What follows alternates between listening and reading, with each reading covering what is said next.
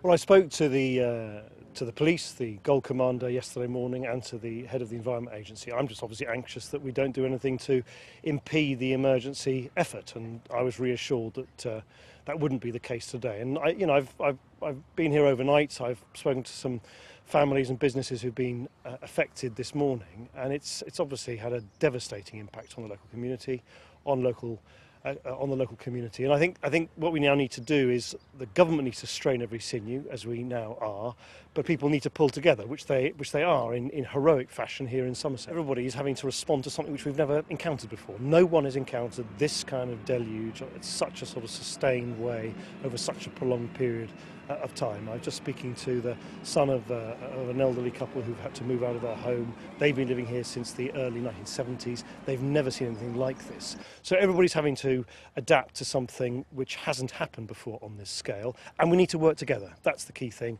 The military, the police, the emergency service, the farming community, everyday families, everybody needs to work together. Look, there'll be a time and a place when we can look back and decide who should have done what when and whose responsibility for what decision lay where, but I don't think now is the time to point the finger of blame. Chris Smith and the Environment Agency have got a very difficult job to do. We can in the future look back and decide what went right, what went wrong. It's very clear, for instance, now that the calls here locally for the dredging of some of the local rivers, while it wouldn't have been a magic sort of one solution, clearly should have been done over the last few years. But I don't think, certainly the people I've met here overnight and this morning, I think what they're more interested in is not who's blaming whom, but how people are working together to make sure that their businesses are back to full strength, that their homes are kept safe, and their farms are back to full operation. If you just look around us at the sheer depth of the water,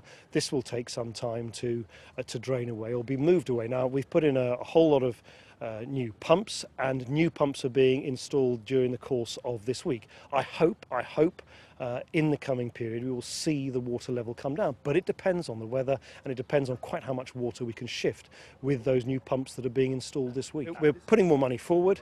We're making sure that money is made available. We've changed the rules so that local councils who come forward to the government asking for money in these emergency circumstances get more of the money to cover more of the costs that they are having to face. So we're putting up money. We're working with the military. We're working with all the emergency services. We're putting out every single stop that we can in Whitehall through the Cobra meeting system to ensure that every bit of government works to deal with this problem.